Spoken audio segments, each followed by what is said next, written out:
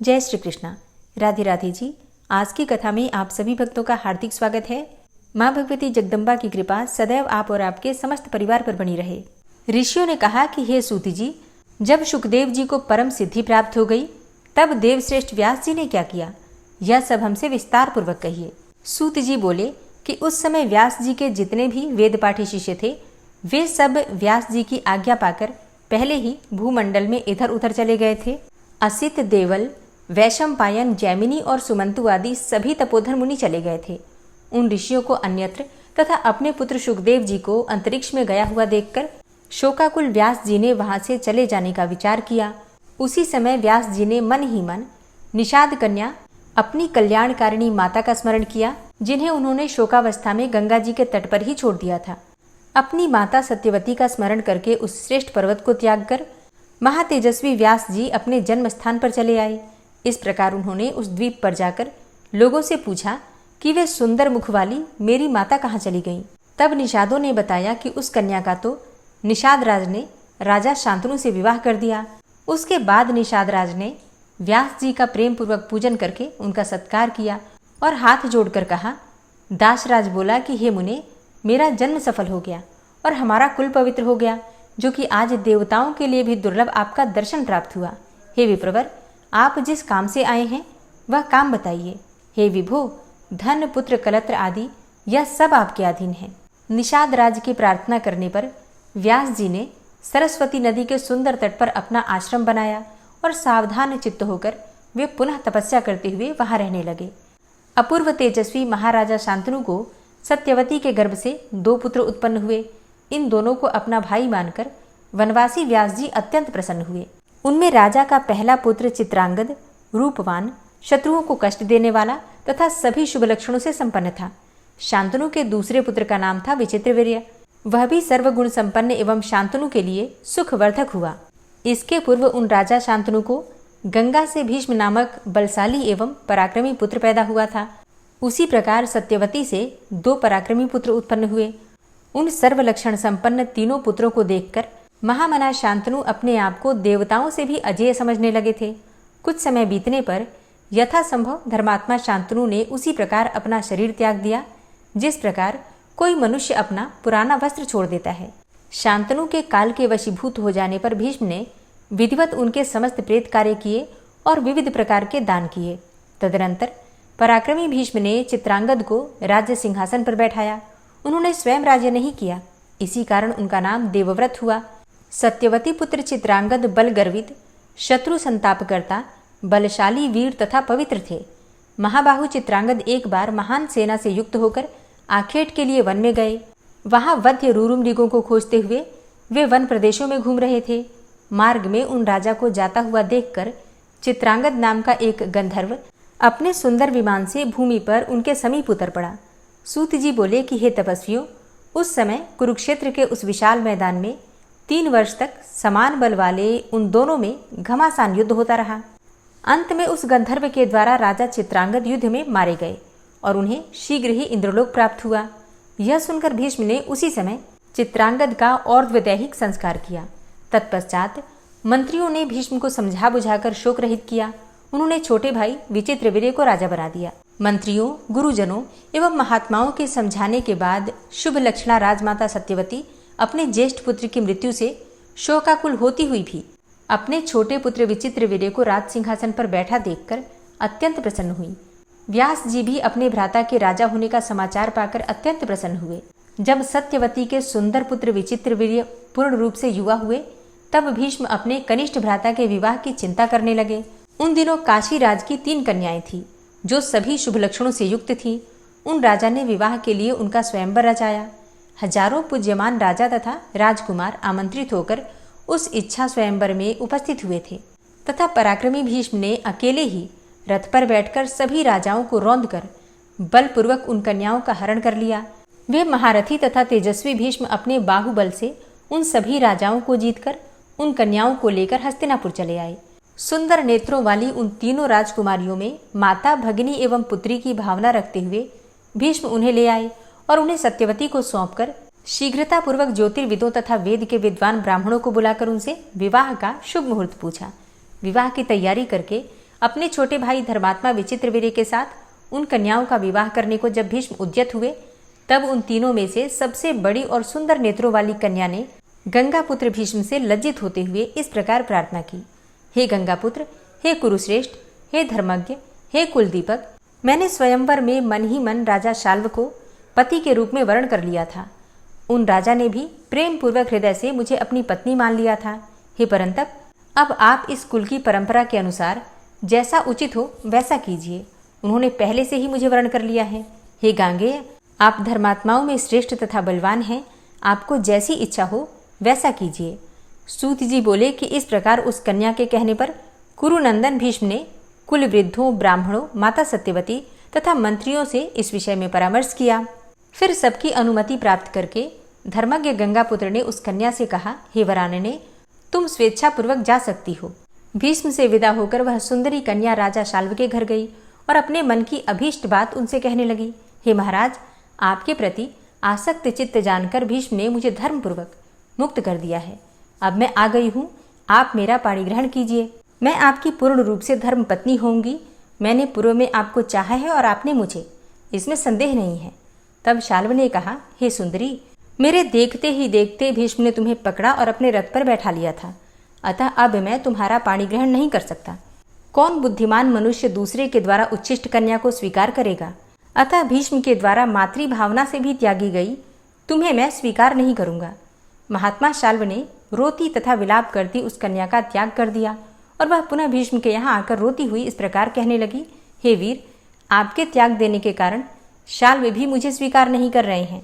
हे महाभाग, आप तो धर्मज्ञ हैं, इसीलिए आप मुझे स्वीकार कीजिए, अन्यथा मैं प्राण दे दूंगी। तब भीष्म बोले कि हे वरवर्णिनी, तुम दूसरे पर आसक्त चित्त वाली हो, अतः मैं तुम्हें कैसे स्वीकार करूं। हे वरारोहे, अब तुम चिंता त्याग कर शीघ्र अपने पिता के पास चली जाओ। भीष्म के ऐसा कहने पर वह पिता के घर ना जाकर वन में चली गई और वहां किसी निर्जन एवं परम पवित्र तीर्थ में तप करने लगी। काशी राज की अन्य 2 रूपवती तथा कल्याणमयी कन्याएं अंबिका और अंबालिका विचित्रवीर्य की रानियां बन गईं।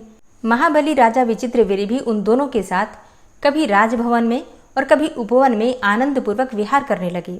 इस प्रकार पूरे 9 वर्ष तक मनोहर क्रीड़ा करते हुए राजा विचित्रवीर्य राजयक्षमा रोग से ग्रसित हो गए और अंत में मृत्यु को प्राप्त हुए। उस समय पुत्र के मर जाने पर माता सत्यवती को बड़ा दुख हुआ और उन्होंने मंत्रियों के द्वारा पुत्र के सभी प्रेत कर्म संपन्न कराए। तत्पश्चात एक दिन अत्यंत दुखी होकर सत्यवती ने भीष्म से एकांत में कहा, हे महाभाग, हे पुत्र, अब तुम अपने पिता शांतनु का राज्य संभालो और अपनी भ्रातृ जाया को स्वीकार करो और अपने वंश की रक्षा करो, जिससे महाराज ययाति का वंश नष्ट न हो जाए। भीष्म बोले कि हे माता, अपने पिताजी के लिए मैंने जो प्रतिज्ञा की थी उसे तो आप सुन चुकी हैं, अतः मैं ना तो राज्य ग्रहण करूंगा और ना ही मैं विवाह करूंगा। सूत जी बोले कि तब सत्यवती चिंतित हो गई कि अब वंश कैसे चलेगा।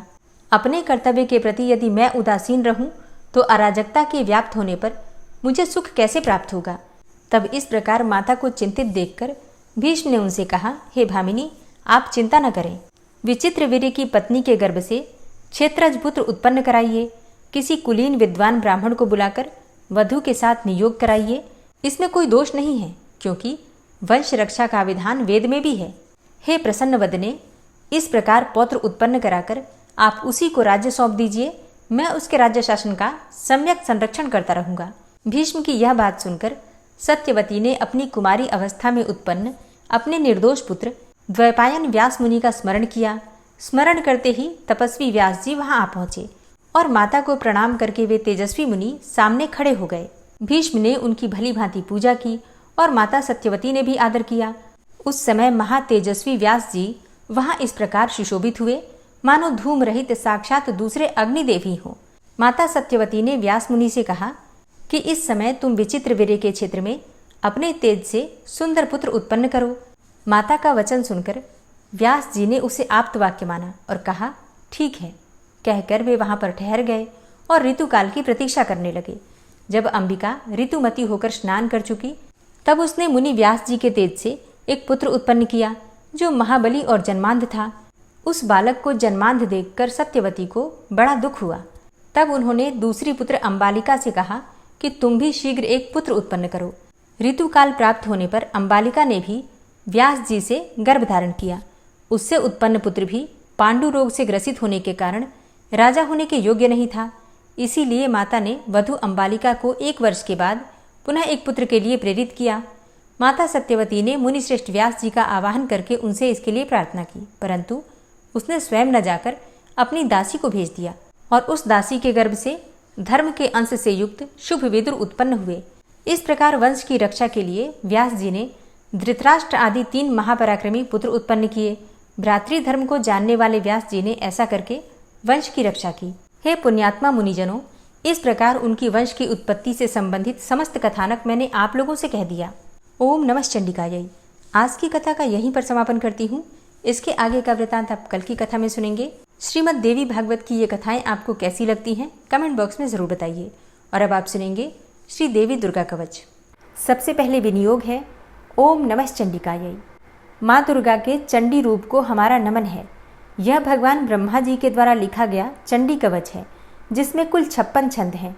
चामुंडा देवता, दिग्बंध देवता, जगदम्बा माता इत्यादि का ध्यान करके हम इस दुर्गा सप्तशती के पाठ का प्रारंभ कर रहे हैं।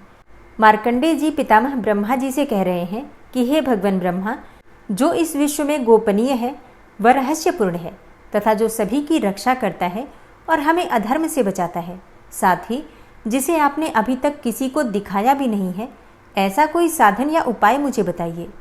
मार्कंडेय जी के इस प्रश्न पर भगवान ब्रह्मा कहते हैं कि उस साधन का नाम तो देवी कवच ही है, जो इस विश्व में अत्यधिक गोपनीय है। वह देवी कवच सभी का कल्याण करने वाला, पवित्रता और पुण्य देने वाला है। आपको इसी का ही जाप करना चाहिए, इससे ही आपका उद्धार होगा। माँ दुर्गा की 9 मूर्तियाँ हैं। माँ दुर्गा का प्रथम स्वरूप है माँ शैलपुत्री, दूसरा स्वरूप है माँ ब्रह्मचारिणी, माँ दुर्गा का तीसरा स्वरूप है माँ चंद्रघंटा और चौथा स्वरूप है माँ कुष्मांडा। उनका 5वां रूप स्कंद माता का है और छठा रूप माँ कात्यायनी है। 7वां स्वरूप है माँ कालरात्रि का और 8वां स्वरूप माँ महागौरी के नाम से प्रसिद्ध है। माँ दुर्गा का 9वां रूप है माँ सिद्धिदात्री। यही नव दुर्गा के रूप हैं जिसे भगवान ब्रह्मा के द्वारा वेदों के माध्यम से बताया गया है।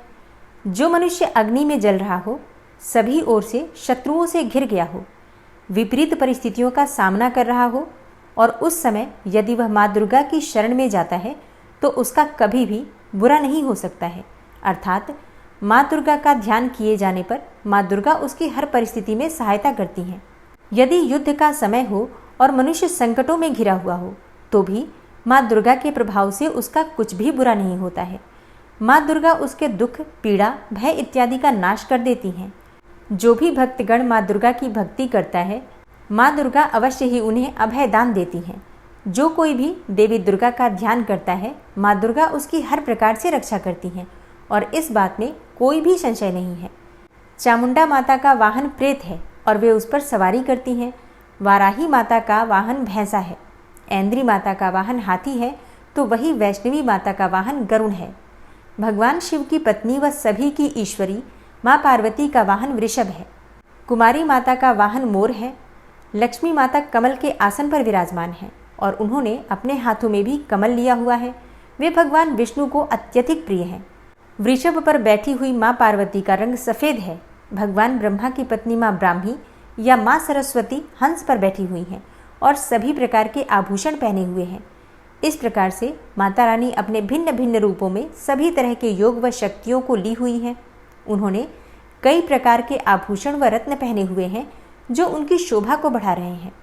माँ दुर्गा का एक रूप अत्यधिक क्रोध में रथ पर बैठा हुआ दिखाई देता है, जो दुष्टों का नाश करने के लिए है। वे अपने हाथ में शंख, सुदर्शन चक्र, गदा, हल, मूसल इत्यादि लिए हुए हैं।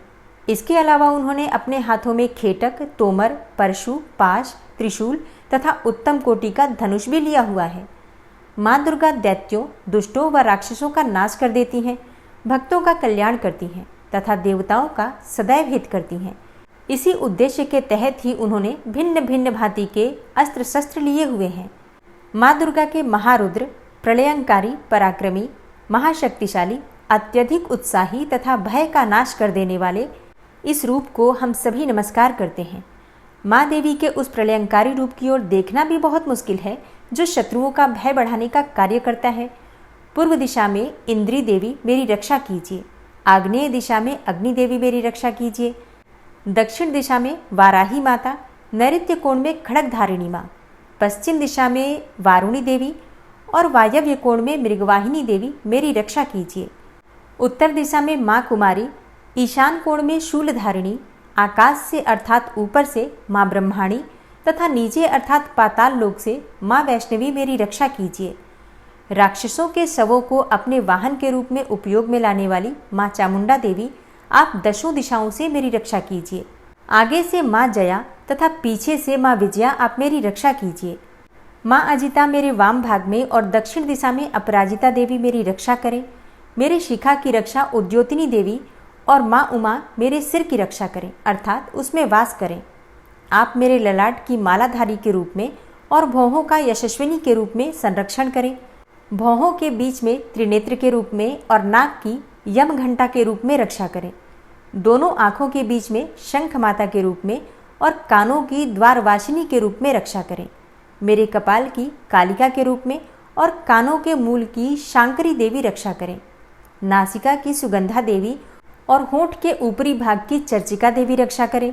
होंठ के निचले भाग की रक्षा अमृत कला देवी और जीभ की सरस्वती देवी रक्षा करें। मेरे दांतों की कुमारी देवी, कंठ की चंडिका देवी, घंटिका की चित्रघंटा देवी और तालु की महामाया देवी रक्षा करें। मेरी ठोड़ी की कामाक्षी देवी, वाणी की सर्वमंगला देवी, ग्रीवा की भद्रकाली तथा मेरुदंड की धनुर्धारी देवी रक्षा करें। बाहरी कंठ की नीलग्रीवा देवी, कंठ नलिका की नलकूबरी, कंधों की खड़गनी देवी और भुजाओं की वज्रधारिणी देवी रक्षा करें। दोनों हाथों की दंडिनी देवी, अंगुलियों की जगदम्बिका माता, नाखूनों की शूलेश्वरी देवी और पेट की कुलेश्वरी देवी रक्षा करें। स्तनों की महादेवी, मन की शोक विनाशिनी देवी, हृदय की ललिता देवी और उदर की शूलधारिणी देवी रक्षा करें। नाभि की कामिनी देवी, गुहा की गुहेश्वरी देवी, लिंग की पूतना व कामिका देवी तथा गुदा की महिषवासिनी देवी रक्षा करें। कटिभाग की भगवती देवी, घुटनों की विंध्यवासिनी देवी, जांघों की महाबला देवी रक्षा करें और सभी कामनाओं को पूरा करें। मेरी घुट्टियों की नारसिंही देवी, पैरों के आगे भाग की तेजसी देवी, पैरों की उंगलियों की श्री देवी और पैरों के तले की तलवासिनी देवी रक्षा करें। पैरों के नाखूनों की दृष्टा कराली देवी, केशों की ऊर्ध्वकेशिनी देवी, रोम छिद्रों की कौबेरी देवी तथा त्वचा की बागीश्वरी देवी रक्षा करें। माँ पार्वती देवी मेरे रक्त, मांस, हड्डियों इत्यादि की रक्षा करें। आंतों की कालरात्रि देवी और पित्त की मुकुटेश्वरी देवी रक्षा करें। पद्म कोशों की माँ पद्मावती देवी, कफ की चूड़ामणि देवी, नाखूनों की धार की ज्वालामुखी देवी और शरीर की संधियों की अभेद्या देवी रक्षा करें। मेरे वीर्य की रक्षा माँ ब्रह्माणी देवी, छाया की छत्रेश्वरी देवी तथा धर्मधारिणी देवी मेरे अहंकार व मन और बुद्धि की रक्षा करें। हे माँ दुर्गा, आप मेरे प्राणों, व्यान, उदान की समान रूप से रक्षा करें। वज्रहस्ता देवी मेरे प्राणों की रक्षा करें और मेरा कल्याण करें। आप मेरी सभी इंद्रियों, रस, रूप, गंध, शब्द व स्पर्श में बसती हैं। हे नारायणी देवी, आप मेरे सत्वगुण, रजगुण व तमोगुण की रक्षा करें। मेरे आयु की वाराही देवी, वैष्णवी देवी धर्म की, यश व कीर्ति की लक्ष्मी देवी तथा धन व विद्या की चक्रिणी देवी रक्षा करें। इंद्रा देवी मेरे गोत्र की, चंडी देवी मेरे पशुओं की, महालक्ष्मी देवी मेरे पुत्रों की और भैरवी देवी मेरी पत्नी की रक्षा करें। मेरे पथ की सुपथा देवी और उस मार्ग की क्षेमकरी देवी, राजा के दरबार में महालक्ष्मी देवी तथा सभी जगह निवास करने वाली विजया देवी मेरे भय की रक्षा करें। हे माँ दुर्गा, जो भी स्थान या अंग इस देवी कवच में रह गया है और वह अभी भी रक्षा करने योग्य है, तो आप उसकी भी रक्षा कीजिए। आप मेरे पापों का नाश करके मेरा उद्धार कीजिए। माँ दुर्गा की आज्ञा के बिना कोई भी व्यक्ति इस विश्व में एक कदम भी आगे नहीं बढ़ सकता है। हम यदि कहीं भी जा रहे हैं तो हमें अवश्य ही इस देवी कवच का पाठ करना चाहिए और उसके बाद ही प्रस्थान करना चाहिए। इस दुर्गा रक्षा कवच के पाठ से हमें हर जगह लाभ व सफलता मिलती है और हमारे सभी काम बन जाते हैं। हम जब भी माँ दुर्गा का ध्यान करते हैं, वैसे ही हमारे सभी काम बनते चले जाते हैं। उस व्यक्ति को इस पृथ्वी पर बिना किसी तुलना के परम यश और वैभव प्राप्त होता है। जो भी भक्तगण इस देवी रक्षा कवच का पाठ करता है, उसका भय समाप्त हो जाता है, युद्ध में उसकी विजय होती है, तथा वह तीनों लोकों में पूजनीय हो जाता है। देवी माता का यह रक्षा कवच देवताओं तक के लिए बहुत दुर्लभ है। जो व्यक्ति इस देवी कवच का तीनों समय श्रद्धा भाव के साथ पाठ करता है, उसे देवी माता की कृपा से तीनों लोकों में विजय मिलती है। वह अकाल मृत्यु के भय से दूर होता है तथा 100 वर्षों से भी अधिक समय तक जीवित रहता है। इस दुर्गा कवच के पाठ से व्यक्ति के शरीर में होने वाले हर तरह के रोग समाप्त हो जाते हैं। उसके शरीर में बनने वाला विष भी समाप्त हो जाता है तथा कोई रोग उसका कुछ भी बिगाड़ नहीं सकता है। जो भी मनुष्य इस दुर्गा रक्षा कवच को अपने हृदय में धारण कर लेता है, उस पर इस पृथ्वी पर होने वाले सभी तरह के अभिचारण मंत्र तंत्र का प्रभाव समाप्त हो जाता है। सभी तरह की डाकिनी शाकिनी, अंतरिक्ष में रहने वाले अति शक्तिशाली व भयंकर डाकिन, भूत, पिशाच, यक्ष, गंधर्व, राक्षस, ब्रह्म राक्षस, वेताल, कुष्मांडा, भैरव इत्यादि सभी तरह की नकारात्मक शक्तियों के प्रभाव इस दुर्गा कवच के माध्यम से समाप्त हो जाते हैं। इस रक्षा कवच का पाठ करने वाला व्यक्ति राजा से सम्मान प्राप्त करता है और उसकी सुख संपत्ति में वृद्धि होती है। जो भी व्यक्ति इस देवी कवच का पाठ करता है, उसका हर जगह यश बढ़ता ही जाता है। और जो भी इस कवच का 7 बार जाप करता है, उसका वंश इस पृथ्वी के अंत तक रहता है। इसके पश्चात जब उसकी मृत्यु हो जाती है, तब वह माँ दुर्गा के आशीर्वाद से परम स्थान को प्राप्त करता है, जो देवताओं को भी अत्यंत दुर्लभ है। उसे महामाया का प्रसाद मिलता है और उसकी मुक्ति हो जाती है। वह माँ दुर्गा के आशीर्वाद से सुंदर रूप को धारण करता है और भगवान शिव के समान आनंद प्राप्त करता है। श्रीदेवी दुर्गा कवच संपूर्ण हुआ।